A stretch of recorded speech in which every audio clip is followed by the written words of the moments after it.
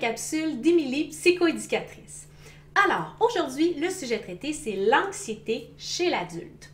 Comment y remédier?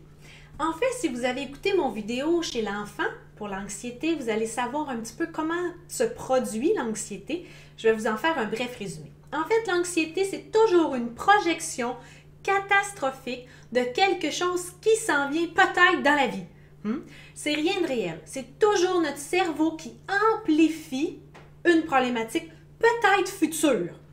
Ça ressemble à ça, l'anxiété. Okay? Alors, quand on est une personne anxieuse, qu'est-ce qu'il faut faire? Il faut arrêter notre hamster de rouler à 100 000 à l'heure dans une spirale négative. C'est ça qu'il faut faire.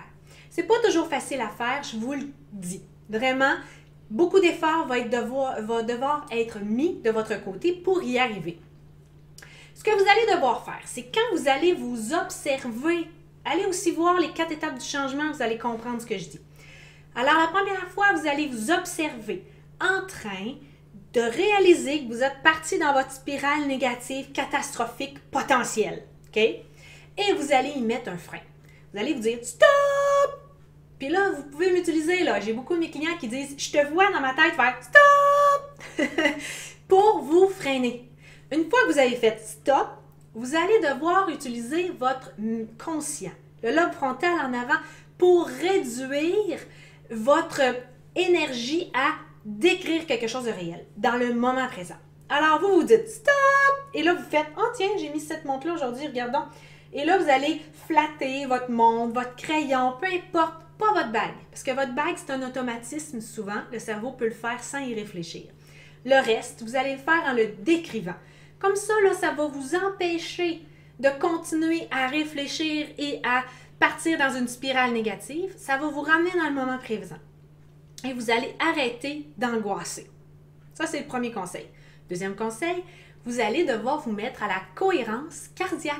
C'est pas la première fois que j'en parle. Vous devriez taper cohérence cardiaque sur YouTube et suivre la BI pendant 5 minutes, 2 fois par jour, tous les jours, pour vous aider à décompresser et développer un petit peu de zénitude dans votre vie. OK? Ça, c'est mes 2 conseils principaux. Ce que vous allez faire aussi, c'est que vous allez essayer de combattre votre peur. Ça, c'est mon 3e conseil. Vous allez essayer de faire, même si vous avez peur, quelque chose à chaque fois que vous allez ressentir la peur. Un tout petit pas. Puis vous allez vous féliciter après. Super important, le renforcement positif. Parce qu'une fois que vous allez vous féliciter d'avoir fait quelque chose qui vous fait habituellement peur, ça va s'ancrer dans votre cerveau. Ça va créer l'hormone du plaisir. Et là, ça va faire comme « Oh, c'est dommage fun !» Au lieu de faire « Ah, ça fait peur !» Vous allez comme transférer l'énergie qu'il y a dans votre tête de manière positive face à la peur. OK?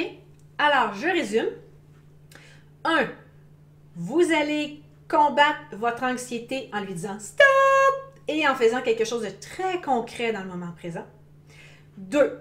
Vous allez faire de la cohérence cardiaque 2 fois par jour dans votre quotidien. Ça dure 5 minutes, il n'y a rien là.